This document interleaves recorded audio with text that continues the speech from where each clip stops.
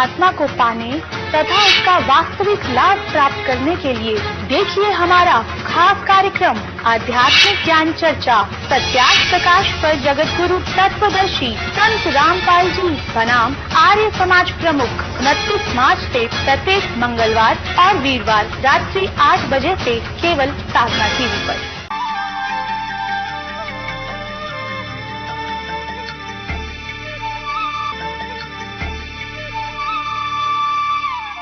मैं आपसे जानना चाहूंगी सर कि स्वामी दयानंद सत्यार्थ प्रकाश में लिखते हैं कि माता की 6 पीढ़ियों और पिता के गोत्र को छोड़ करके विवाह करना चाहिए।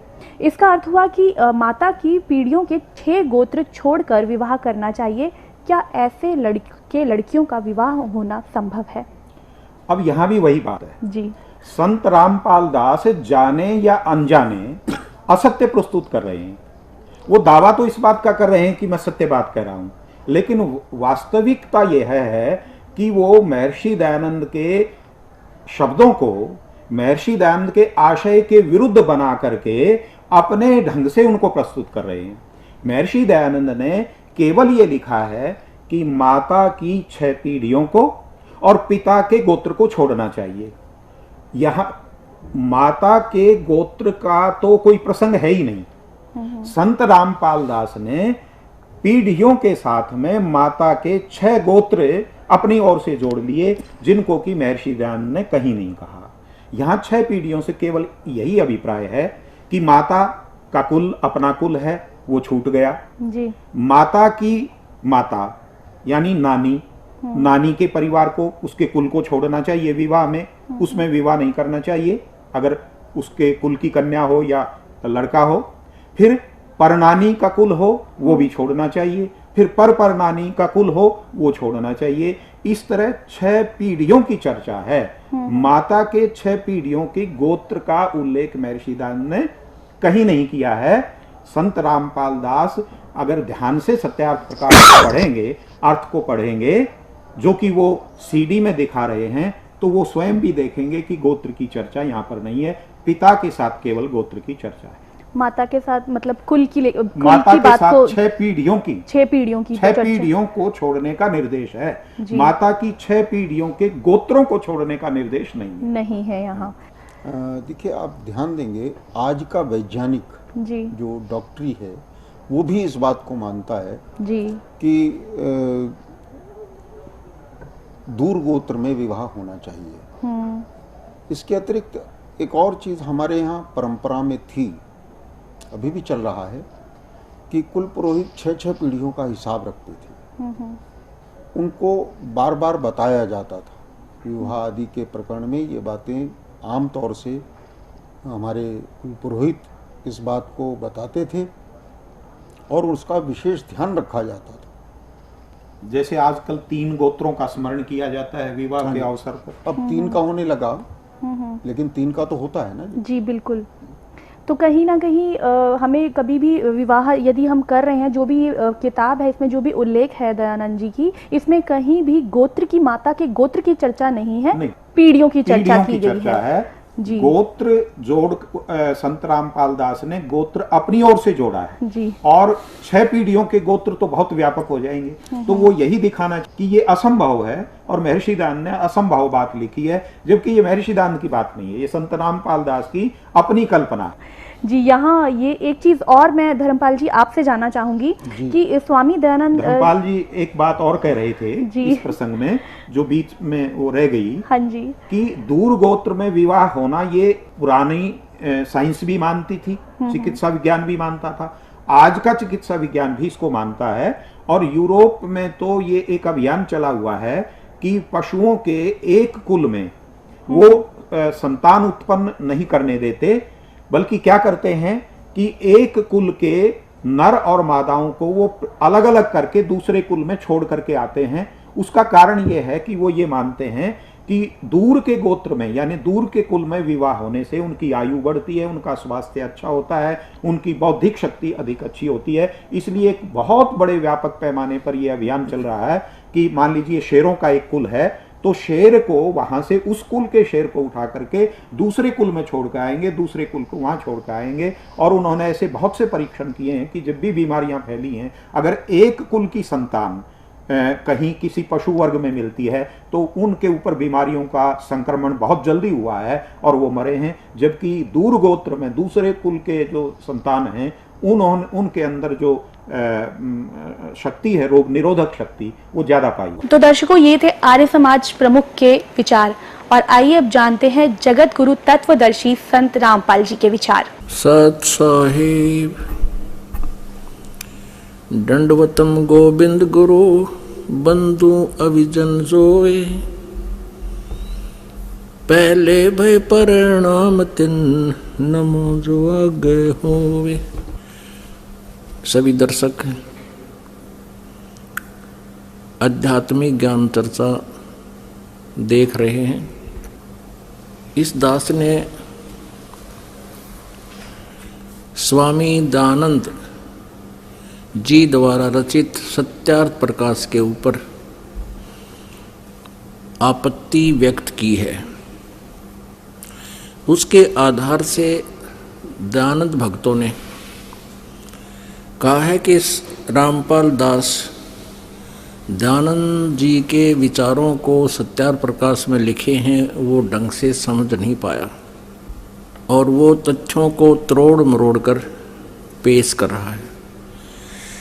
प्रथम तो इन श्रद्धालुओं का ये कहना ही नहीं बनता कि मैं तथ्यों को तोड़ मरोड़ रहा हूँ।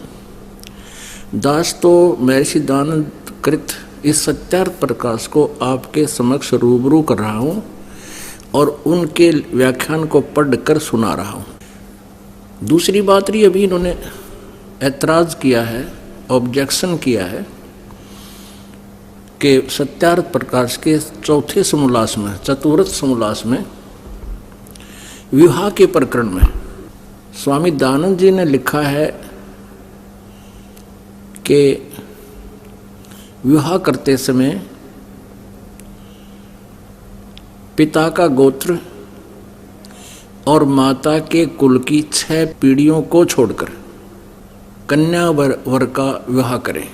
इस पे इन दयानंद भक्तों ने ऐतराज किया है कि सत्यार्थ प्रकाश में गोत्र का जिक्र नहीं है, गोत्र के विषय में नहीं लिखा है। स्वामी जी ने माता की 6 पीढ़ियों के गोत्र के विषय में नहीं लिखा है।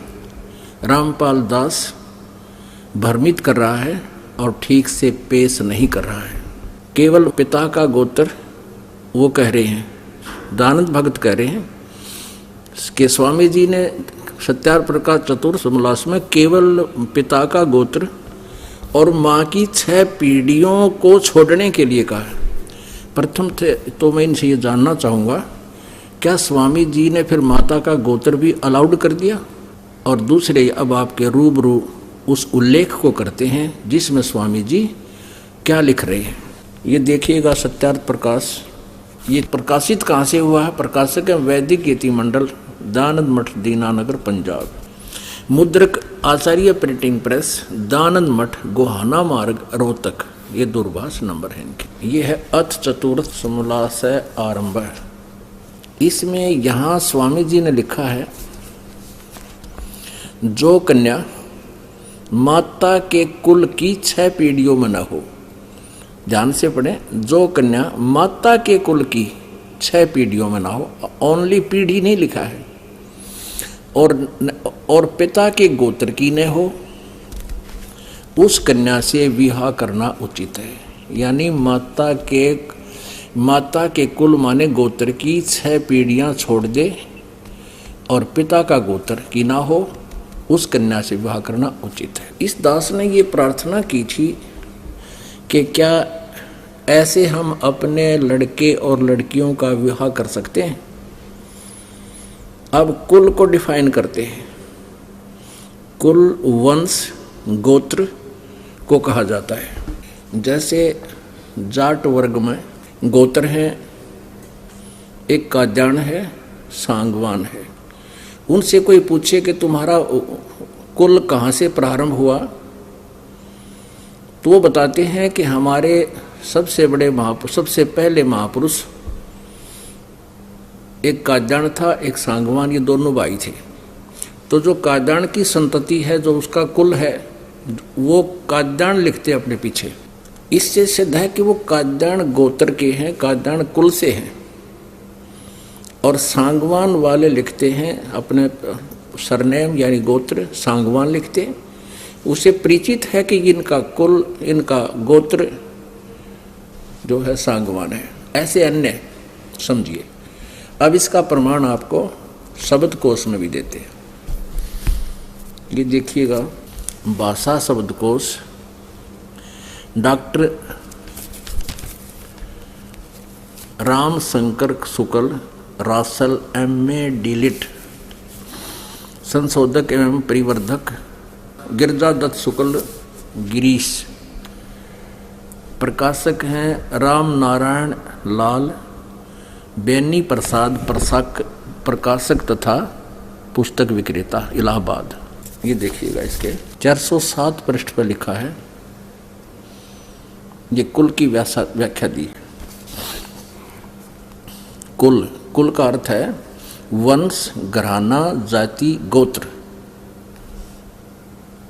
समूह, झुंड, यानी गोत्र। और ये दानद भक्त जनता को बरगलाना चाहते हैं और स्वामी दयानंद जी के सत्यार प्रकाश के अज्ञान पर ये लीपा पोती कर रहे हैं। ये भूल गए हैं कि जनता अब शिक्षित है और वो हर पॉइंट को समझती है। इस प्रकरण से ये सिद्ध हो गया कि स्वामी जी का कहना है पिता के गोत्र को छोड़कर और माँ के 6 पीढ़ियों के गोत्र को छोड़कर फिर विवाह करें। दास ने ऐतराज किया था कि ऐसे लड़के लड़कियों का विवाह नहीं हो सकता और दयानंद जी के विचार मिथ्या हैं, व्यर्थ हैं, ये कभी भी एप्लीकेबल नहीं हो सकते, ना हुए हैं।